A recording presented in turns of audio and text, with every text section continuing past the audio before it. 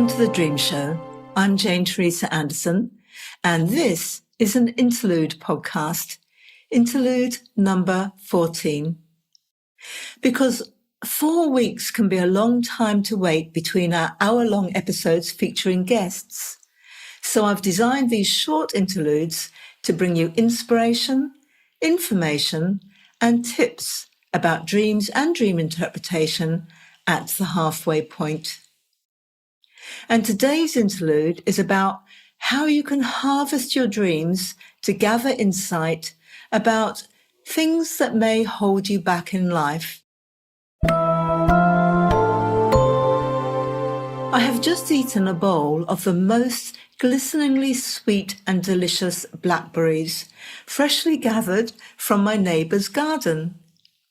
Pick your own, Gina messaged yesterday when I was sitting waiting for an idea for today's blog to drop. Although I only write a new blog about dreams or dream interpretation every 6 weeks, I sometimes wonder if I have already written everything there is to say on the subject. This is not true, of course, but on those duty calls days when I see write a blog in my diary, the thought of a blackberry picking diversion is attractive. Gina's garden is lush with fruits. Mine offers lemons. Not a metaphor for failed harvests. My lemon tree produces an abundance of surprisingly sweet, almost honeyed lemons. Gina forages them and turns them into culinary treats like lemon curd and salted lemons. If I were true to my English roots, I would gather Gina's blackberries and bake a blackberry and apple pie. Instead, I tossed them with a handful of walnuts and a dash of yogurt and ate them fresh while whipping up the idea for today's blog. Now bear with me, this is about how you can harvest your dreams to gather insight about things that may hold you back in life. But first, we must return to Gina's garden. I had 3 ideas for today's blog when I jumped over the hedge carrying my blackberry gathering bowl. I wasn't particularly keen on any of them.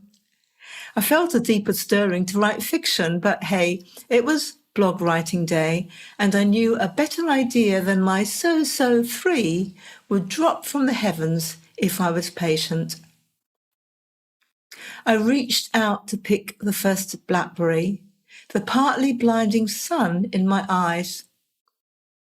Whenever I pick blackberries, I'm taken back to a memory from early childhood, when Mum, one of her friends, and my sister and I were picking wild blackberries in an English country lane for Mum to bake a blackberry and apple pie. All was peaceful until, I just picked a spider, Mum screamed, flicking her hands in disgust. I thought it was a blackberry. Now, no big deal really, was it? I know now that there are no dangerous spiders in England, but as a small child, I was spooked. Creepy, crawly, sticky, webby, yucky. What if I had picked a spider and popped it in my mouth? If Mum was still alive, my guess is that she would have no memory of her experience. I, however, have carried it my entire life. Hardly a trauma, but stand me in front of a blackberry bush and I'm instantly on spider alert. It always makes me laugh, while still on the lookout for a curled up spider mimicking a blackberry. It's a 100% conscious association. I know the origin of the physical alert, and I can brush it aside. It doesn't stand in the way of me gathering the berries and popping some of them into my mouth as I go. Can you see where I'm going with this? What if I had witnessed Mum pick the spider and felt the yucky shudder through my body, but then forgotten the experience? What if something had happened to distract me? A fluffy-tailed rabbit bouncing by? Or picnic sandwiches hastily produced to take away the imagined bad taste? What if my body remembered the spider, but I erased it from my conscious memory? A yucky memory repressed, but alive deep in my unconscious mind. As I mentioned, this is hardly a traumatic memory, but a small child's perspective can seem massively out of proportion when viewed as an adult. We all carry myriad unconscious associations and beliefs from childhood. If this experience had slipped into my unconscious mind, I might experience it today as a vague sense of alert or foreboding or ick whenever I think about picking blackberries. I wouldn't understand the feeling. It might even deter me from picking blackberries. It might limit my full enjoyment of fruit picking. I might carry an unconscious limiting belief that blackberry picking is a tad scary. This is how the unconscious mind works. It can undermine the way we approach life to protect us from being hurt. Now, I could give examples of the kinds of hurts we repress and the way these translate into limiting beliefs that hold us back in life, but I'll let your imagination do that work. I want to keep this story simple to illustrate the point. I don't need a dream to tell me I associate blackberries with spiders. I know this already, and so it is not an issue for me. Our dreams excel at revealing our unconscious associations once you know how to interpret them.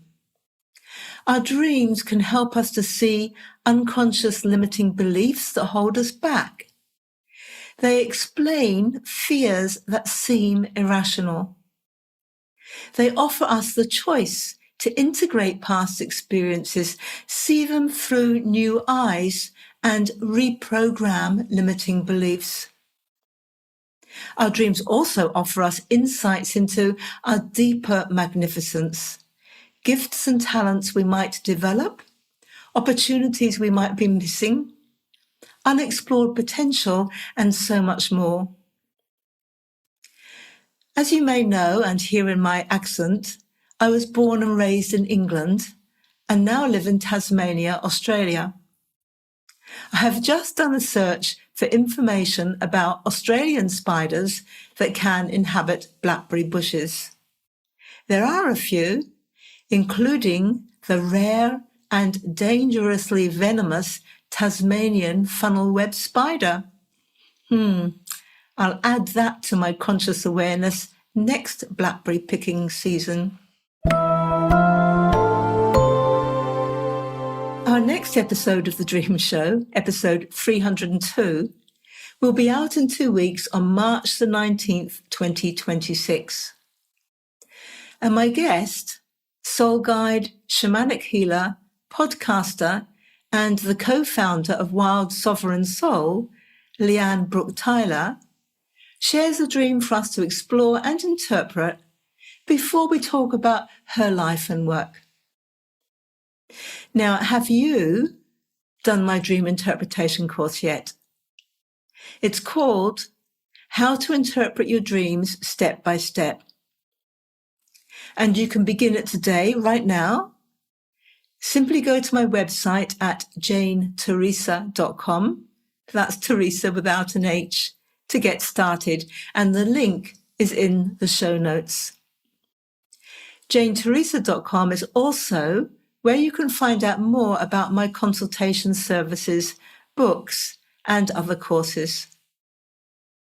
Thank you, as always, to Euan Gray for sound editing and composing our theme music. And thank you for listening.